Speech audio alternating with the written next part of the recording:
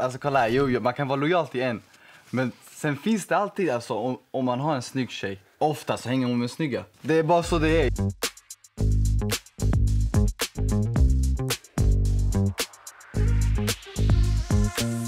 Vad efterbliven jag känner mig, för det måste ju vara så att det aldrig har varit olagligt eller så här. Alltså, har det ens varit en satt lag att vara otrogen? Dags för det stora otrohetsquizet. Skriv era svar på whiteboardtavlan och vinnaren får ett pris. Hur många procent i Sverige har varit otrogna någon gång? Ja. Ska vi köra? 1, 2, 3. Ganska mycket. Ja, typ samma. Ska vi kolla vad svaret är? Svaret är 29%. Oj! Jaha!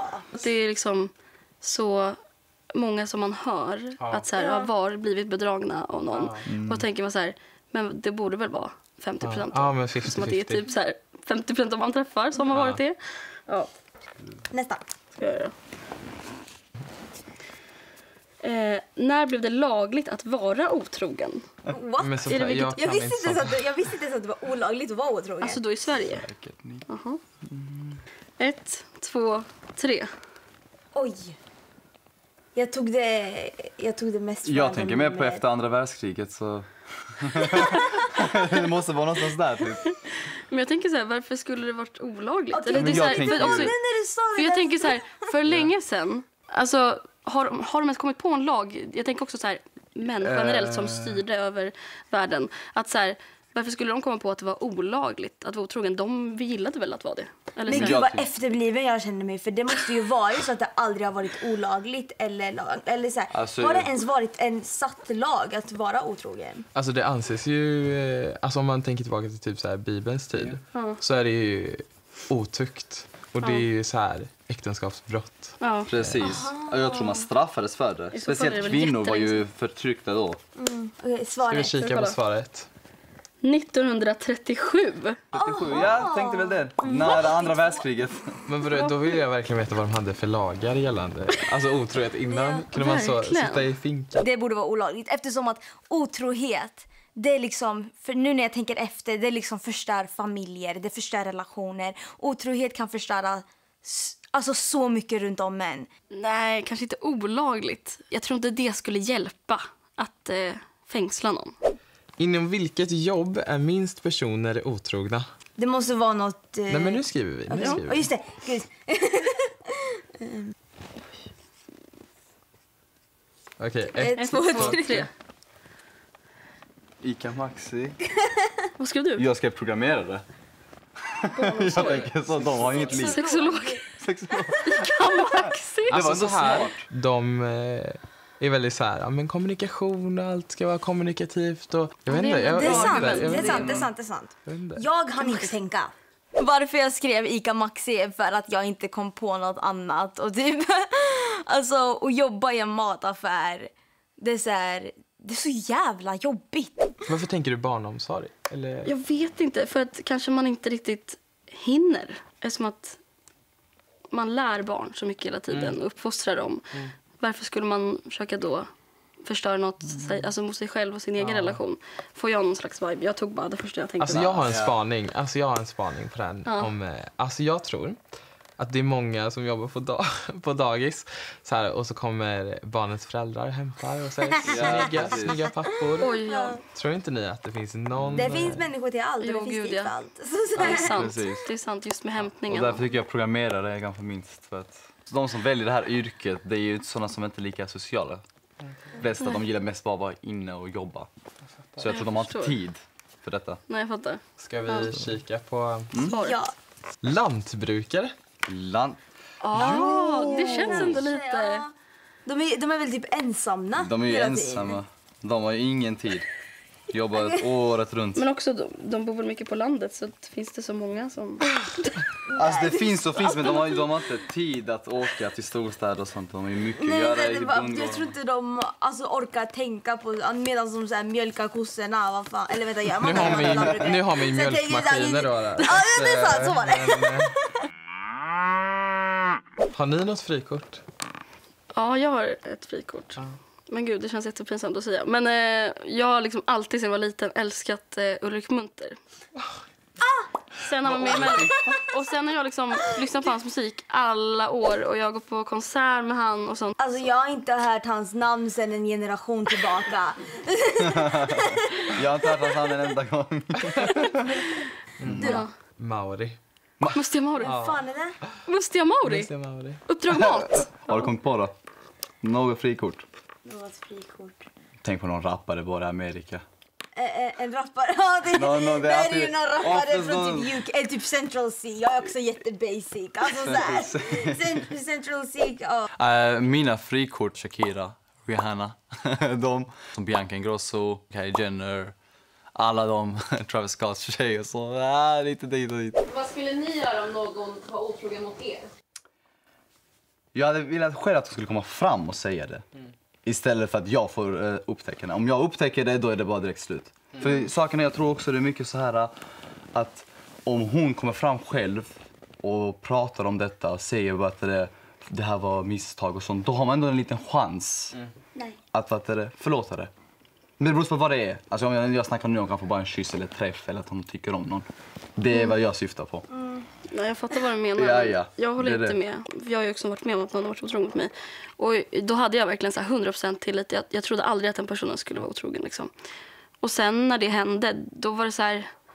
Okej, vad gör jag nu? Mitt hjärta gick liksom sönder. Ingen kan laga det liksom. Så att jag tror att om det hade hänt igen... jag hade bara liksom släppt personen. För jag tycker inte det är värt att ge... Han ingenting. Eller hon ingenting. Det är liksom... Kasta bort. Jag behöver inte dig i mitt liv om du har gjort så här mot mig. Och du vet att jag verkligen litade på dig. Alltså du ska förstå att jag lämnar bara nu. Jag behöver inte dig. Och liksom, även fast jag går runt och kanske mår skitdåligt så ska den här personen inte få veta det. Alltså jag har ju erfarenhet av att ha gått tillbaka till någon som har varit otrogen. Och det är verkligen någonting som jag inte skulle göra idag. Nej, men jag tror att om man går tillbaka till någon som har varit otrogen och den personen faktiskt skulle ha förändrats och den liksom, om man är helt trogen till dig och helt lojal, så tror jag fortfarande att hos mig så kommer det ändå finnas i bakhuvudet alltid, och det kommer genomsyra hela förhållandet. Så därför, alltså lämna. Alltså verkligen lämna, hitta något bättre.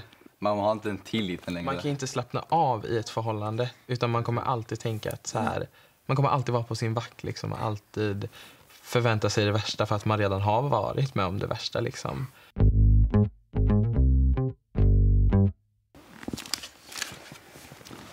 För varje sak ni har gjort så måste ni plocka upp en del ur patienten. Om ni misslyckas med att plocka ur något så måste ni berätta hela historien om hur det gick till och spara inga detaljer. Jag har aldrig fantiserat om någon annan än den jag har varit i relation med.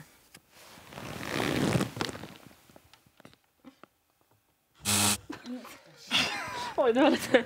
Ja. Nej, men jag har inte liksom på så sätt att jag liksom har fantiserat så här ofta om någon annan. Alltså att jag har varit tillsammans med någon och sen har det kommit upp liksom hela tiden. Men jag skulle ljuga och säga att jag inte har gjort det någon gång någonsin. Ja, men jag tycker allt som alltså händer i huvudet, så länge du inte utför det, är det förlåtet. Men om du börjar utföra det, då börjar vi gå mot gränsen. Ja, men jag tänker mer så här att det är hennes vänner. Hennes bästa vänner. Oj! Ja, men kolla, jag tänker Nej, så. det där. Det finns inget sånt. Alltså kolla, jo, man kan vara lojal till en. Men sen finns det alltid, alltså, om man har en snygg tjej, ofta så hänger hon med snygga. Det är bara så det är. Jag vet inte varför det är så. Så ibland Så tänker ibland tänker man bara så, alltså ifall det går dåligt med hennes vänner funkar ändå, alltså det går. Men tror du att någon av hennes vänner hade velat ha dig då?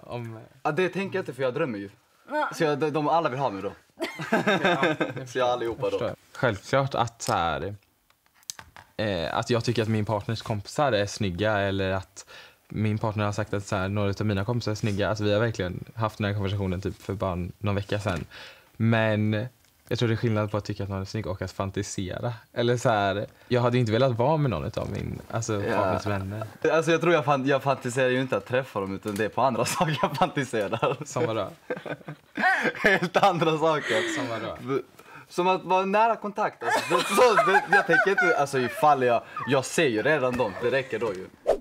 Men att han var så öppen med det. Liksom, jag själv hade ju flippat på min kille. Alltså anledningen till att jag skulle vara otrogen, det skulle säkert vara ifall jag var på någons fest. Men jag tror alltså jag är ganska så, alltså jag kontrollerar mig och sånt. Alltså jag dricker inte eller så. Och ifall någon tjej hade kommit, jag hade bara puttat bort henne. Alltså jag hade inte. Jag hade bara försökt vara lojal. Alltså jag har en situation där en kompis, ja men, de hade sex. Och killen berättade senare att när varje gång de hade sex så tänkte han på en tjej som gick i våran klass. Även om han inte hade agerat och gjort någonting med den andra tjejen så blev hon jättesårad av... Nej, fast alltså, vem hade inte blivit typ? Alltså, fattar hur mycket det drar ner på hennes självförtroende. Gud, ja. Helt ärligt. Alltså, och ändå så visar han liksom att han vill ha sex med henne. Och så tänker han på någon annan. Nästa. Jag har aldrig flörtat med någon annan än den jag varit i en relation med. Kom igen, blippa nu. Nej men alltså, jag tycker att flirta kan vara alltså, en kul grej. Att det kan vara på lek. Jag flirtar ju inte i syfte att, ja men om jag är ute till exempel, så flirtar inte jag i syfte att gå hem med någon. Ja. Utan då är det så här. Kul. Skoj bara. Det är roligt. Ja, alltså du alltså postar mig på skoj och så. Ja. Ja, jag tänkte mer flirta, alltså verkligen att du gillar någon annan. Jag tycker samma sak, att det är kul att flirta. Det är superkul. Alltså flirta gör jag med många tjejvänner, alltså bara på skojs skull. Bara för det är jättekul. Det är verkligen jättekul. Det är bara för jättekul. Du är den killkompisen som är kär i alla dina tjejer. Ja. Jag har aldrig misstänkt att min partner varit otrogen. Ja, nej, men jag har misstänkt några gånger och det har stämt. Och sen, alltså det finns ju också allas våran kära snapkarta. Alltså folk glömmer att stänga av snapkartan för ofta. Så att så här, ja men om jag ser att 2 personer är på samma ställe vid fel tidpunkt så är det lätt för mig att räkna ut vad som Inte händer. bara det är att man blir ännu mer misstänksam när den har varit på men den stänger av. Ja, just det. Ja, gud, ja. Sen ibland kan det finnas vissa gånger att man ser på snapkartan och sen är jag bara med någon random person. Alltså jag är inte ens med, hon kan bara bo i den lägenheten och så står det att vi är tillsammans. Så skriver folk, vad gör du med henne? Jag vet, jag är inte så där, alltså jag är själv på någonting och så alla bara direkt börjar skriva och sånt. Känner igen någon. Min bästa kompis var otrogen mot sin partner och har inga planer att berätta. Ska jag berätta för hans kille? Nej, han ska inte berätta. Så här tycker jag. Jag tycker inte att han personligen ska gå och berätta för hans partner. Men jag tycker att han ska hur säger man, encourage, uppmuntra personen att säga själv till partnern. Så tycker jag. Jag tycker också så att så här, först ska ju du alltid säga, alltså du som vän, om du känner att det här är fel, liksom, moraliskt fel för dig, säg till din kompis att så här, varför säger du inte någonting, varför bara lät du det vara. Men sen om personen vägrar så liksom bara, nej men jag kommer fortsätta vara tillsammans med den här personen. Då tänker jag att nej men då skulle jag i alla fall säga. Nej. Jag skulle aldrig switcha på vänner. Alltså, han sa min bästa vän. Alltså mina bästa vänner betyder allt för mig. Ja, men såklart. Men jag skulle ju säga det till alltså, min kompis att så här, om inte du säger ja. Nej. Men jag hade inte heller snitchat på... Du kan, såklart. Du är där för vägledaren säga. Det här var fel gjort. Du borde säga det. Men jag lägger mig inte i. Din bästa vän har tillit till det också ju. Ja, men det är det jag säger till min bästa vän. Att så här, okej, jag tycker det här är jättefel. Och du vet att jag tycker det här är jättefel. Varför då i helvete gör du så här? Okej, du var otrogen mot din partner. Du vet att någon har varit otrogen mot mig en gång. Du vet hur krossad jag var. Du tröstade mig. Fattar du att du har gjort så mot din partner nu? Självklart, som jag sa, att jag hade ju uppmuntrat och att personen skulle göra rätt för sig. Men sen vill den inte så vill den inte. Det är liksom inte min ensak. Hej, jag brukar skriva med killar som slidar in i mina DMs och min kille vet ingenting. Är jag otrogen? Det beror på hur hon skriver med han. Ja, jag känner också det. Alltså om hon skriver med han på ett lite flörtigt sätt och som vi nämnde innan, att hon gömmer det från sin partner. För det är det hon gör, ja. Då är det otrohet. Jag tycker det där var otrohet. För att om du ändå är i relation, varför ska du ha andra? Så det är så jag tänker ju. Och här är det att ifall någon har DMat mig och säger jag hade en tjej och hon börjar DMa. Alltså flera andra tjejer började DM men jag hade bara blockat dem en efter. Vad tycker du? Jag tycker inte att det är otrohet. Men samtidigt så beror det ju alltså, så här, helt på vad de skriver. Men till exempel, alltså, så här, jag avfärdar inte allting som kommer till mina DMs. Utan jag brukar ofta se vad personen vill. Om någon skriver till dig på DM som är liksom någon random, då skulle jag ju oftast, brukar jag då skicka typ en screenshot, bara kolla vad den här skrev. Eller typ så här, kolla att jag kanske svarar om jag tycker det låter intressant, något roligt. Men om så fort jag fattar att det är en intention, att det kanske är något romantiskt, sexuellt eller whatever, då är det liksom mer att jag skrattar åt och bara nej tack. Jag skulle säga så här, förlåt om jag avbröt, men jag skulle bara säga, alltså prata med din partner. Alltså verkligen fråga din partner, tja, de här skriver till mig, vad tycker du om det? Ja. Och så börja där. Ja, det är det jag typ menade. Sen är det ju väldigt många som inte vågar. Men man Så måste. det beror på liksom hur ens partner är som person. Alltså fina, jag vill typ säga Eller hur? men gud, han ser nästan lite